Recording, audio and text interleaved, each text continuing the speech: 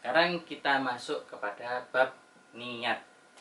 Nah, dalam hadis disebutkan innamal a'malu binniyat wa innama likulli imri'in ma nawa. Sesungguhnya segala sesuatu itu tergantung pada niatnya. Dan segala perkara tergantung pada apa yang diniatkan. Jadi kalau kita mau melakukan sesuatu, nah tergantung kita itu niatnya apa. Nah, di sini disebutkan dalam kalimat selanjutnya, faman kana hijratuhu ilallahi wa rasulih fa hijratuhu ilallahi wa rasulih.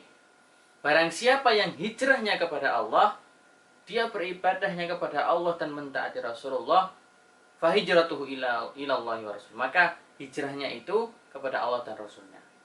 Faman kana hijratuhu lidunya aw yusibuha fa hijratuhu ila ma hajara ilaiha.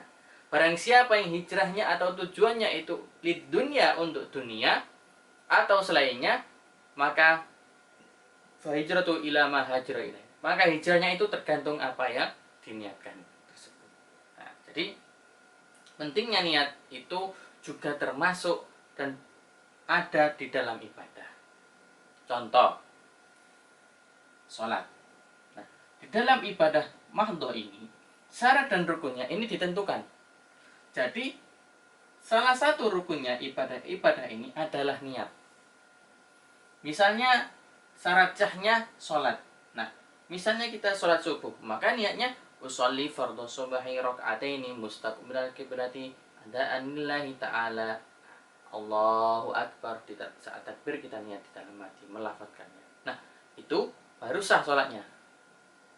Nah, kalau kita melakukan ibadah ini tanpa niat, maka ibadahnya tidak sah. Misalnya zakat, sholat juga bisa. Misalnya zakat, kita sekarang ini waktunya zakat, ya misalnya. Nah, kita tiba-tiba ngasih beras tanpa niat. Nah, itu ibadahnya tidak sah. Nah, kemudian puasa misalnya. Nawaitu shauma ghadin an ada'i fardhi syahri ramadhana hadhihi sanati fardhan lillahi ta'ala. Niat puasa Ramadan karena Allah Ta'ala misalnya. Nah, itu ketika diucapkan maka itu sudah menjadi niat, maka puasanya sah. Nah, dan tidak cukup cuma maksud tok, harus dilafadzkan. Misalnya, terus Gusti Allah ngerti maksudku. Nah, itu tidak. Nah, maka di sini ada niatnya yang harus dilafadzkan, yang harus disebutkan. Bahkan di dalam sholat wajibnya niat. Kalau Imam Syafi'i itu ketika takbiratul ihram, Allah itu kita niat. Nah, niatnya itu dilafadzkan di dalam hati, bukan menentok Gusti Allah ngerti maksudku, tidak. Nah, itu ketika dimasukkan di ibadah mahdhah. Nah, bagaimana dengan ibadah ghairu mahdhah?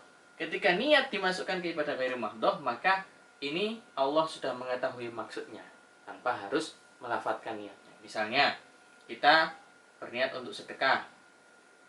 Wis pokoknya ngkai anakku duit 10.000 tak sedekah nang anakku. Tanpa kita niat sedekah 10.000 nang anakku karena Allah. Tanpa seperti itu, Allah sudah tahu maksudnya. Sedangkan ini harus dilafadzkan niatnya. Misalnya zakat, nawaitu an ukhrija zakat al-fitrina. Misalnya kita membaca Al-Qur'an. A'udzubillahi minasyaitonir rajim. Bismillahirrahmanirrahim. Alif lam mim dzalikal sampai seterusnya. Tanpa kita niat beribadah kepada Allah melalui membaca. Tanpa seperti itu Allah sudah tahu maksudnya. Nah, seperti itu. Nah, jadi semua ini diniatkan, yaitu menyembah atau beribadah kepada Allah. Kira-kira ada atau tidak di antara ibadah-ibadah ini atau yang lain sebagainya yang belum disebutkan, ada nggak ibadah yang tidak menyembah Allah? Kira-kira ada nggak? Yang menyembah selain Allah, kira-kira ada atau tidak? Nah, itu yang perlu diperhatikan.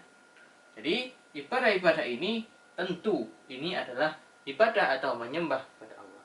Nah, ini di sini pentingnya niat. Jadi niat itu sangat penting.